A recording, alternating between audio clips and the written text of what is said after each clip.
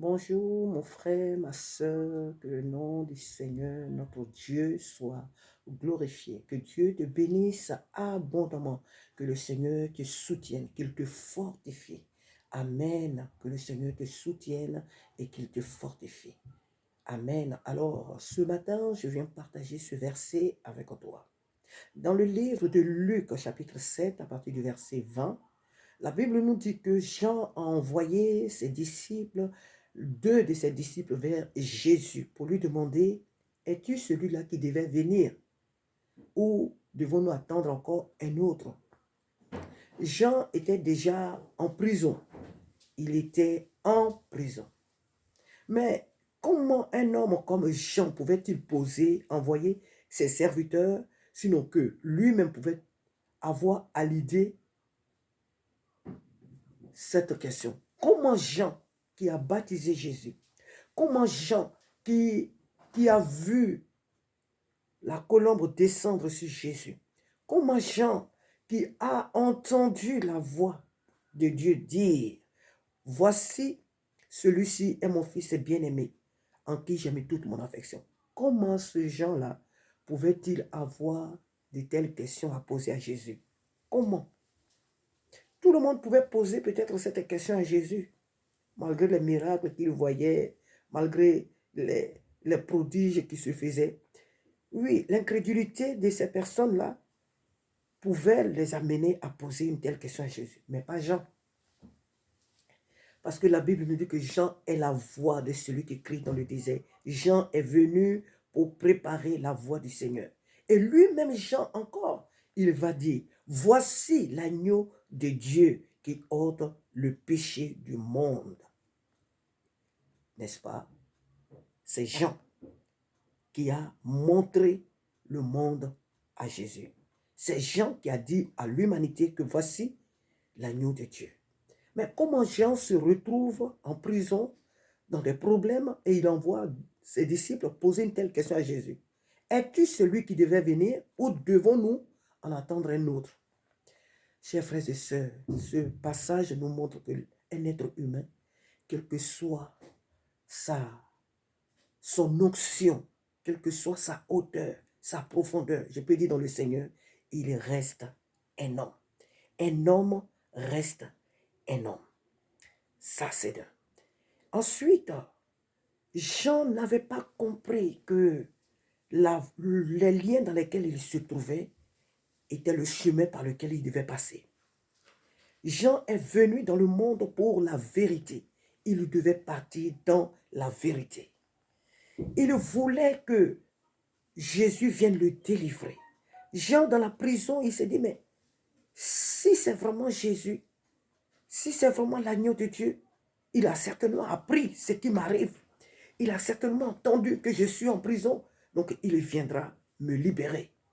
Il viendra défendre ma cause, certainement. Mais pourquoi ne fait-il rien? Alors, le doute s'empare de lui. Jean n'avait pas compris que Jésus ne vient pas nous délivrer de la vérité. Il nous délivre du mensonge, mais pas de la vérité. Jean n'avait pas compris qu'il était sur la bonne voie. Et Jésus-Christ n'était pas venu pour le libérer de la voie de la victoire, de la voie de l'honneur, la voie de la gloire, la voie de sa couronne. Alléluia. Jean ne l'avait pas compris. Jésus ne pouvait pas ou ne devait pas. Jésus peut tout, mais il ne devait pas venir défendre Jean. Il ne devait pas venir enlever la couronne qui était préparée à Jean. La couronne qui appartenait à Jean. C'était le chemin par lequel il fallait que Jean passe. Alors, Jésus n'a pas venu libérer Jean. Il n'a pas voulu libérer Jean de cette épreuve, de cette souffrance, de ces liens. Il n'a pas voulu le libérer. Pas que Jésus ne voulait pas, mais parce que ce n'était pas ce qu'il fallait faire. Amen. Je viens ce matin t'exhorter pour te dire certainement que tu traverses un moment difficile et tu attends ce que le Seigneur Jésus vienne te libérer maintenant de cette épreuve, de cette difficulté. Mais sache que son silence tout simplement montre que ce chemin-là, tu dois passer par là. Que cette voie, tu dois l'emprunter. Alléluia. Que tu dois passer par ce chemin pour atteindre les objectifs auxquels t'a fixé. Il veut que tu passes par ce chemin. Mon frère, ma soeur, voilà pourquoi tu ne dois pas murmurer. Voilà pourquoi tu ne dois pas te plaindre. Voilà pourquoi tu ne dois pas lancer des pics à tous ceux qui t'entourent. Pourquoi telle personne ne vient-elle pas me secourir? Pourquoi telle personne? Pourquoi?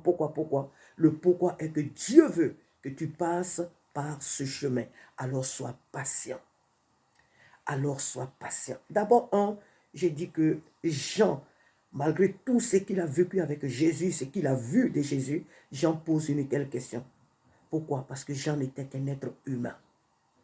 Jean n'était qu'un être humain. Nous tous, dans les moments difficiles, c'est vrai, il arrive que nous faisons des choses qui ne sont pas bonnes. Je peux dire ça comme ça. Oui, il arrive que nous doutons. Ça fait partie de la vie de l'être humain, le doute. Mais c'est quand on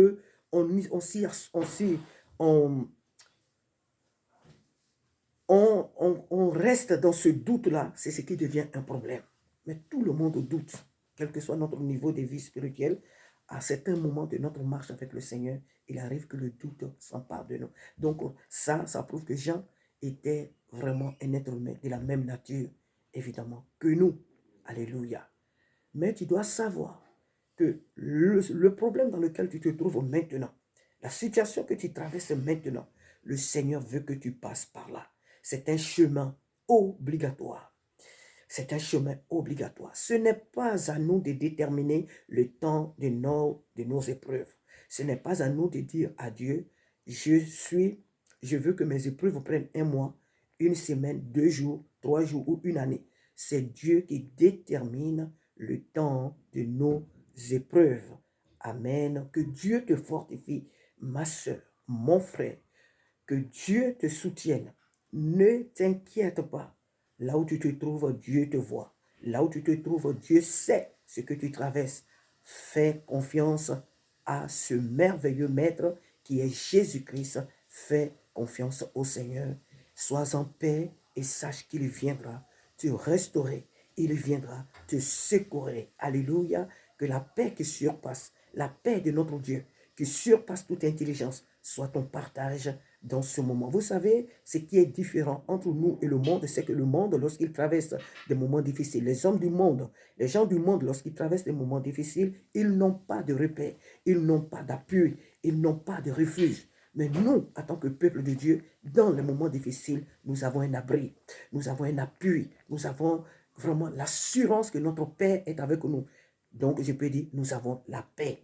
Dans les moments difficiles, en tant que peuple de Dieu, nous avons la paix. C'est ce qui fait la différence entre nous et le monde.